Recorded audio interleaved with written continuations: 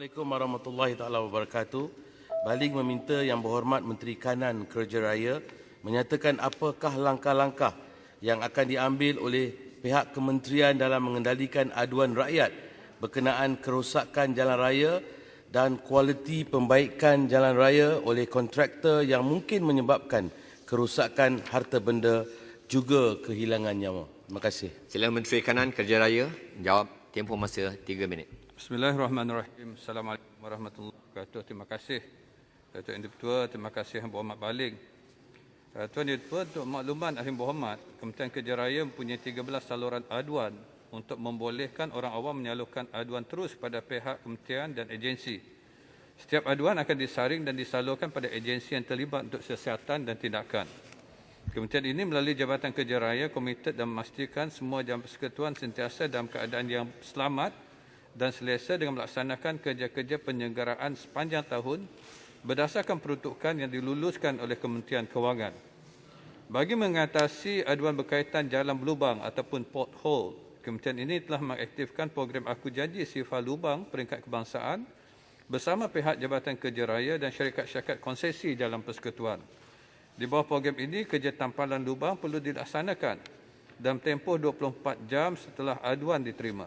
Kerja penampalan lubang ini merupakan langkah awal pencegahan atau preventif bagi tujuan keselamatan pengguna jalan raya sebelum kerja-kerja turapan kekal dilaksanakan. Di samping itu, syarikat konsesi yang dilantik melalui perjanjian penswastaan di bawah skop kerja penyelenggaraan rutin perlu melakukan rondaan pemeriksaan rutin jalan persekutuan dengan kekerapan 2 kali seminggu. Tuan Yang Dipertua, jangka hayat turapan jalan adalah antara 5 hingga 7 tahun. Faktor kenderaan berat yang melebihi had muatan dibenarkan juga akan mempengaruhi dan mengurangkan tempoh jangka hayat sesebuah jalan tersebut. Apabila sebuah jalan telah mencapai tempoh jangka hayat tersebut, jalan tersebut perlu disenggara di bawah program penyelenggaraan berkala pavement, iaitu jalan tersebut perlu diturap semula.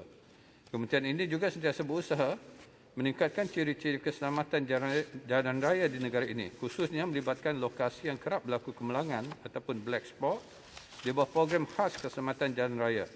Antara kaedah rawatan dan skop kerja di bawah program black spot ini ialah seperti mengecat semula garisan jalan, memasang pepaku jalan pantulan, memasang lampu jalan, memasang papan tanda amaran, menyedia garisan jalan transverse bar dan memasang papan tanda peringatan kawasan kemalangan. Inisiatif tersebut di atas akan ditambah baik dari semasa ke semasa supaya selari dengan misi KKR, iaitu memastikan pembangunan infrastruktur dirancang, dilaksana dan disenggara dengan cekap dan berkualiti tinggi dan usaha menyediakan kemudahan, keselesaan dan keselamatan kepada pengguna. Terima kasih. Sila Baling, soalan tambahan pertama. Terima kasih Datuk Yang Berhormat Menteri Kanan.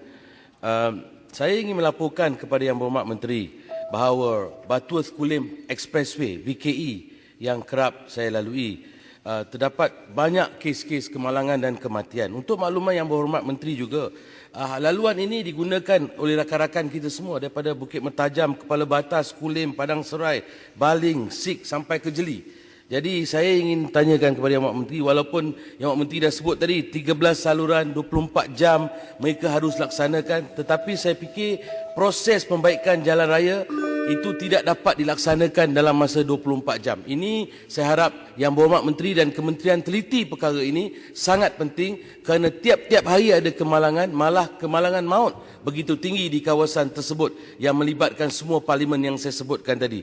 Saya juga ingin memohon Yang Berhormat Menteri memberi pertimbangan untuk membina lebih banyak lampu dan lampu isyarat di lokasi-lokasi strategik.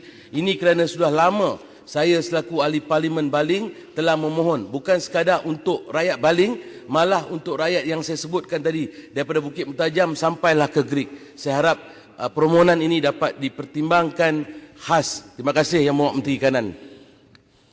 Sila Menteri, 2 minit. Terima kasih Yang Berhormat Baling. Untuk aduan tersebut, kemalangan bukan saja disebabkan oleh jalan raya.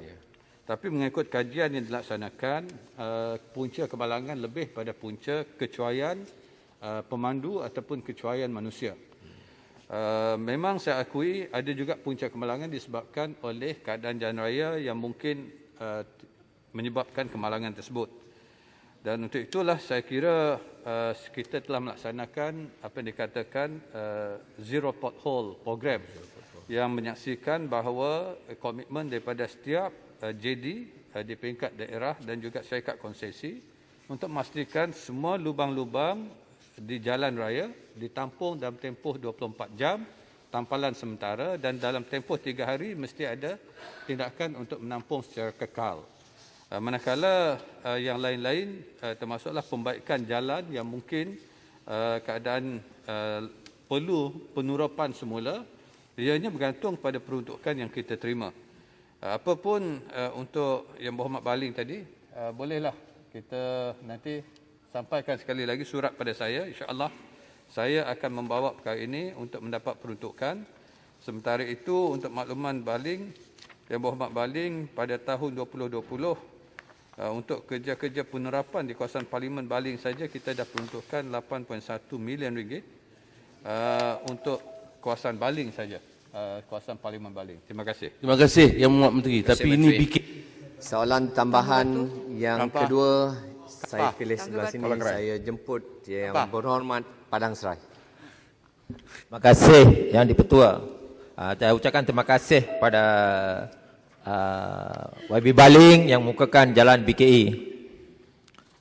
Saya juga ingin bertanya, adakah pihak kementerian bercadang untuk mewujudkan satu pasukan khas dalam memantau pembaikan dan kaedah yang digunakan dalam membaiki jalan bagi kawasan yang mempunyai banyak kes kerosakan jalan seperti Parlimen Padang Serai dan juga Kulim Bandar Baru, termasuk Baling sekali. Sekian, terima kasih Yang di-Pertua. Padang Serai sila, Menteri.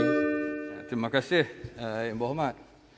Seperti mana saya jawab tadi, pemantauan dilakukan oleh syarikat konsesi sekurang-kurangnya 2 kali seminggu. Di samping itu ialah jurutera daerah akan pergi untuk memantau jalan-jalan.